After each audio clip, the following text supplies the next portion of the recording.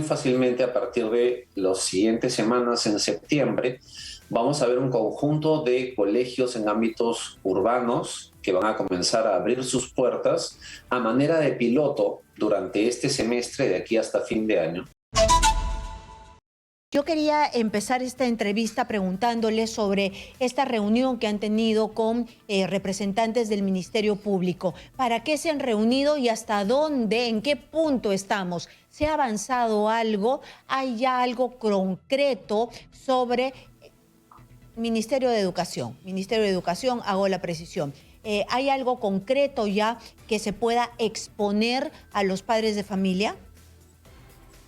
Sí, Karina, el día viernes hemos estado reunidos con el viceministro de Gestión Institucional, que es el profesor Luis Rimarri, y con el director general de Descentralización, el director general de Educación Básica Regular Intercultural Bilingüe, y alta dirección, digamos, del despacho del ministro, porque en ese momento el ministro estaba en el Congreso, y tenemos muy buenas perspectivas, digamos, de la reunión. En primer lugar, hemos encontrado una apertura muy grande por parte de la alta dirección del ministerio respecto a los planes, propuestas de una vuelta a clase progresiva, gradual y voluntaria, y en el territorio, que son las 4 condiciones que plantea el ministerio y que están muy alineados con la propuesta que nosotros llevamos. En segundo lugar, ellos han mencionado de que, por ejemplo, para Lima Metropolitana, al día jueves de la semana pasada, había 1.740 colegios que podían abrir al día siguiente, en la medida en que se cumplan otros pasos ya internamente dentro del colegio y la comunidad educativa. Y en tercer lugar, la disposición de abrir un espacio más grande de comunicación que permita facilitar de que las direcciones regionales de educación, las UGELES y los directores de los colegios tanto públicos como privados conozcan más la normativa que los habilita desde el punto de vista procedimental y legal para poder abrir las clases. Este panorama que te comento, digamos, lo que plantea es que muy fácilmente a partir de las siguientes semanas en septiembre vamos a ver un conjunto de colegios en ámbitos urbanos que van a comenzar a abrir sus puertas a manera de piloto durante este semestre de aquí hasta fin de año, de tal forma de que lo que ya se conoce que funciona y que no funciona en el ámbito rural, porque tenemos 5.000 colegios, un poco más de 5.500 colegios abiertos en el Perú en ámbitos rurales, para poder pasar a la etapa, digamos, de ir entrando a las ciudades para abrir las clases. Muy bien, pero estos colegios que ya van a estar habilitados en las zonas rurales, ¿incluye Lima? ¿Qué colegios son? ¿Dónde los podemos ver para los padres estar en realidad conectados y saber informados? Porque hay colegios aquí en Lima que son grandes, que tienen patios enormes, que tienen estos campos verdes, aireados, zonas donde podrían sacar las carpetas, y que los colegios no están informando a los padres cuáles son las coordinaciones que vienen haciendo con la autoridad del Ministerio de Educación para retornar poco a poco a las clases. Y se supone que deberían estar totalmente en relación con los padres, coordinando con los padres para darles esta posibilidad, ¿o no? Sí, mira, tu pregunta es muy precisa, Karina, porque hay una página web que maneja el Ministerio de Educación que se llama SARES, S-A-R-E-S.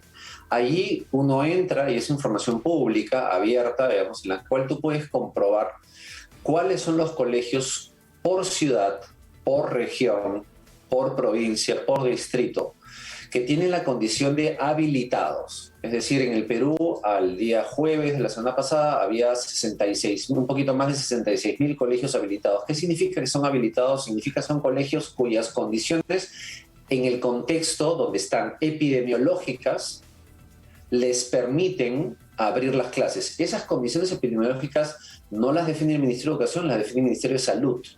Entonces ese es un primer dato bien importante.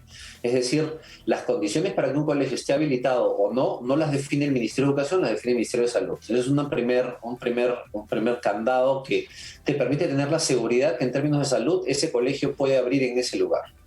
El lugar donde puedes encontrar esa información es la plataforma esta que te comento, Sares, y ahí comienza una segunda etapa del proceso en la cual el director del colegio, los padres de familia y los profesores se ponen de acuerdo y cumplen condiciones de voluntariedad, es decir, lo que se pide es que más de la mitad de los docentes, más de la mitad de los padres de familia estén dispuestos como comunidad educativa a enviar a sus hijos voluntariamente al colegio.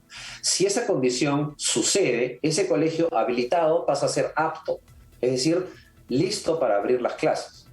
Y en el Perú, para no hablar del Perú, hablar de Lima Metropolitana, hay 1.740 colegios en Lima Metropolitana Lima Metropolitana y el Callao, que pueden abrir el día de mañana las puertas de las clases, si es que el director del colegio, los padres de familia y los profesores se ponen de acuerdo para poder arrancar las clases. Esa es una muy buena noticia, porque hasta la reunión que teníamos este día viernes no se sabía estas condiciones, ni se sabía además con claridad y certeza cuáles son las reglas y normas que permiten que eso suceda. ¿Y cuáles son esas reglas y normas? En primer lugar, de que se cumplan las condiciones en el territorio dadas por el Ministerio de Salud para poder abrir las puertas, ¿no? Que son un conjunto de indicadores de camas UCI, número de contagiados, número de pruebas que hay en la zona o en el distrito. Vamos a hablar, por ejemplo, de Magdalena, ¿no? Hay un conjunto de indicadores que se cumplen y eso habilita al colegio para poder abrir las puertas. El segundo elemento tiene que ver con un plan de trabajo que tiene que ser entregado por el director del colegio, que implica la comprobación de un conjunto de medidas de bioseguridad dentro del colegio. Es decir, que los docentes, más del 50% de los docentes voluntariamente quieran regresar a clase. 2, que más del 50% de los padres de familia quieran regresar a clase. 3, que el colegio cuente con mascarillas suficientes para entregárselo a los docentes y a los estudiantes, porque es obligatorio que los estudiantes tengan mascarilla y los docentes también, que en el salón de clase se respete la distancia de 2 metros al lado y 2 metros, o sea, 2 metros a los lados y 2 metros adelante y atrás. Es decir, se reduzca el aforo dentro de cada salón o se traslade, se habilite fuera de los salones de clase otros espacios educativos, como tú bien mencionabas, los patios, las áreas verdes, digamos, las canchas de fútbol, que permitirían además en esta nueva modalidad volver a clases. Y en cuarto lugar, de que se hayan establecido, que el director haya recibido por parte del ministerio la transferencia de dinero por parte del Ministerio de Educación para la implementación de estos elementos. Hay que recordar allí que en este año 2021 se han desembolsado 320 millones de soles a los directores de colegios para hacer mantenimiento de los colegios, 78 millones de soles más 70 millones de soles adicionales para compra de mascarillas, aditamentos de seguridad, limpieza, que aseguran el tema de la bioseguridad. Una vez que el director del colegio presente este plan, incluyendo todos estos elementos, lo presenta la UGEL. La UGEL tiene 10 días para dar la autorización.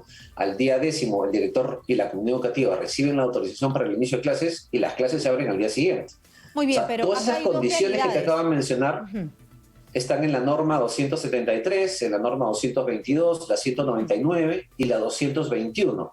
Son un conjunto de normas que permiten que eso suceda. Pero acá hay dos realidades. Hay una realidad de colegios muy grandes donde los niños, los papás los pueden llevar, tienen carros, tienen movilidades, pueden ir, no sé, de manera interdiaria. Los colegios tienen campos deportivos muy grandes, pueden sacar las carpetas y estar muy bien cuidados. Esos colegios van a poder abrir, están habilitados, ¿por qué no están en clases? Esa es mi primera pregunta. Y la segunda pregunta es la otra realidad. Los niños de colegios, de las grandes unidades escolares, ¿cómo se van a ir en buses de servicio público? O los niños de colegios muy chiquitos, de colegios privados muy chiquitos, esos no tienen, pero ni siquiera ventanas en las aulas escolares, ¿no? Esos niños no pueden salir a los parques cercanos, no pueden habilitarse ideas creativas para darles las condiciones. A ver, respecto a tu primera pregunta, efectivamente hay un conjunto de colegios que tienen la infraestructura muy bien implementada, espacios grandes, aireados, etcétera. Esos colegios no tienen ninguna restricción para poder regresar a clases. Más, si están en la lista del SARES, deberían iniciar su proceso, y los padres de familia que están viendo esto, exigirle y conversar con los directores del colegio para que este plan que está en estas normas se pueda implementar. Respecto al tema que mencionas tú, que es una preocupación en gran parte de los padres de familia, porque para nada es un misterio, digamos, de que hay posiciones encontradas respecto al regreso a clases en el grupo de padres de familia. Y se menciona recurrentemente el tema del transporte. Y ahí un par de reflexiones, digamos. Los padres de familia que van a trabajar todos los días, porque se permite una actividad de trabajo o que tengan que salir a hacer algún trámite, digamos, suelen tomar 9 de cada 10 están tomando un micro, están tomando un transporte público. Entonces, ellos también están expuestos, efectivamente, a ese contagio que mencionan ellos como una restricción. Pero si tú sumas de que el padre de familia acompaña a sus hijos para llevarlos al colegio y va a irle demostrando aquellas prácticas para evitar o mitigar la posibilidad de un contagio en el microbús, digamos, en el transporte público, que el padre de familia además lo hace, porque si no, entonces el padre de familia se convertiría en un agente de transporte del virus, digamos, porque él no cumple las medidas de bioseguridad.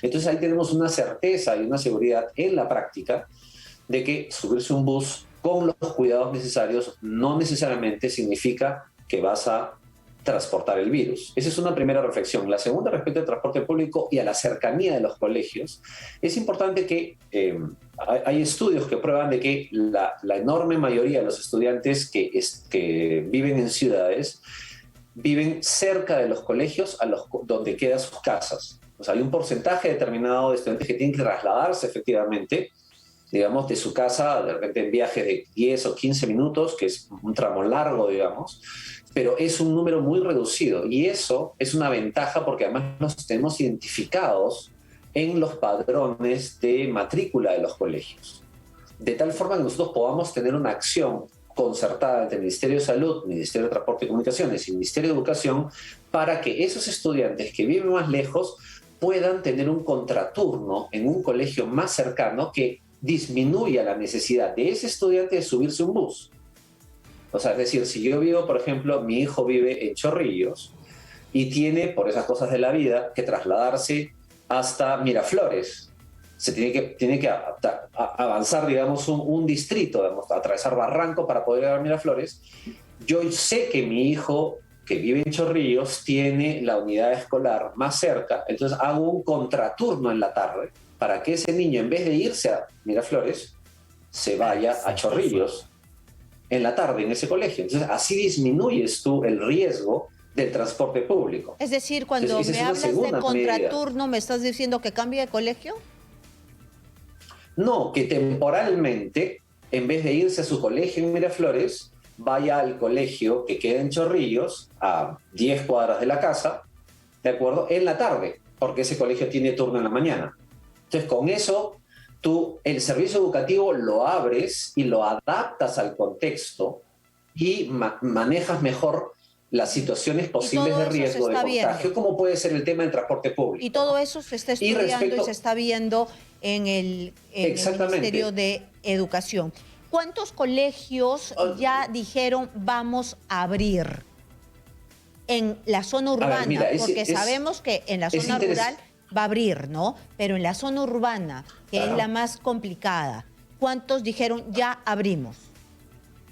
A ver, para que te hagas una idea, hay 5.600 colegios abiertos en semipresencialidad, eso es importante mencionar.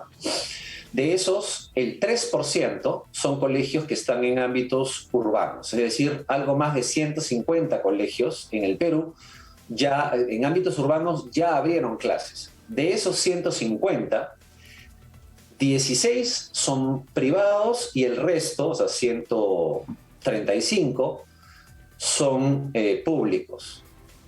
O sea, ya ahorita hay un grupo de colegios, un número pequeño, digamos, que ya están abriendo en ámbitos urbanos.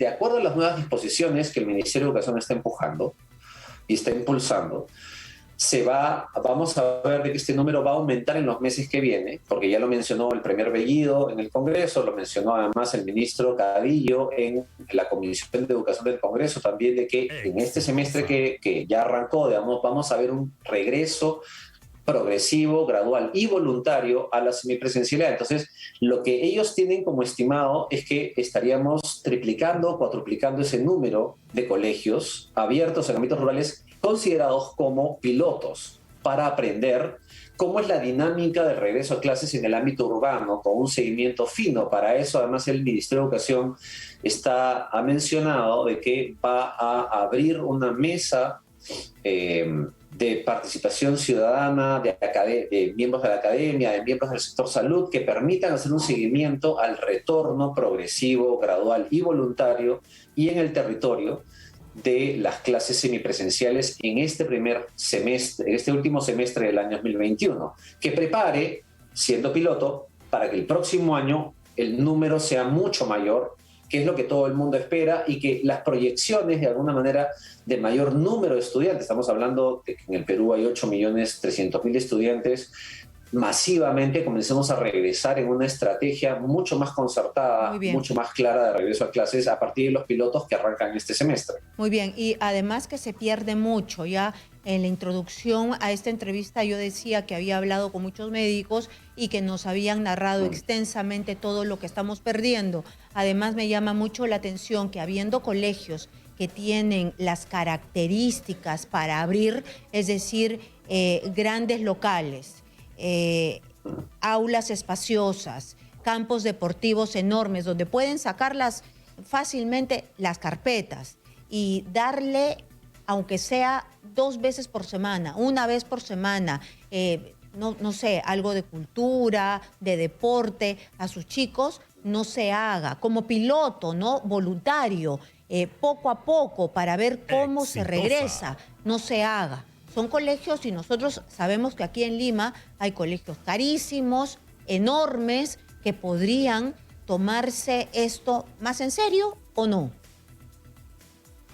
Sí, a ver, no solo los colegios más caros de Lima, digamos, en general, cualquier colegio, de acuerdo a las condiciones epidemiológicas del contexto, que son seguidas por el Ministerio de Salud, pero además, con estas otras condiciones que está planteando el Ministerio de Educación, podrían abrir las clases, pero además, incluso aquellos colegios que son más pequeños, que tú mencionaste en una pregunta, y que no necesariamente cuentan con la infraestructura por múltiples razones.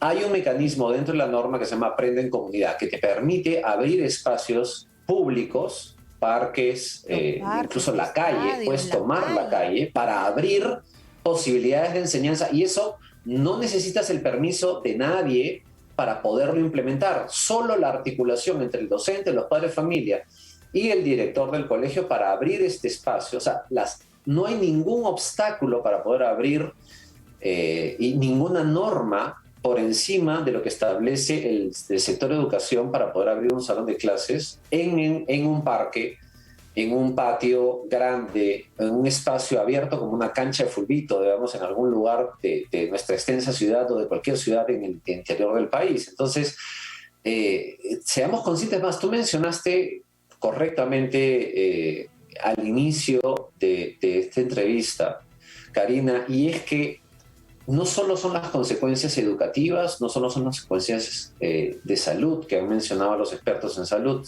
Ayer vi tu entrevista con Omar, sino también las consecuencias económicas que tiene el cierre. Es decir, el mantener el confinamiento en un país como el nuestro, en el ámbito educativo, que es una de las herramientas fundamentales para poder salir de la pobreza, poder obtener un trabajo justo y digno, digamos, que son las herramientas para poder salir de la pobreza, se hace a través de la educación. Entonces, continuar con el cierre va a significar, ya está significando un golpe económico brutal para familias de la clase más baja, de la clase media, que van a tener que luchar el día de mañana contra condiciones más duras debido al confinamiento. Solo para que sepas, el día 25 de este mes ha salido una investigación que se ha hecho en el mundo, liderada por UNICEF, la Universidad de Harvard, la Universidad de Pensilvania, la Universidad de Oxford, en Inglaterra, la Universidad de Johannesburgo, en Sudáfrica, y lo que han medido es que solo para el ámbito de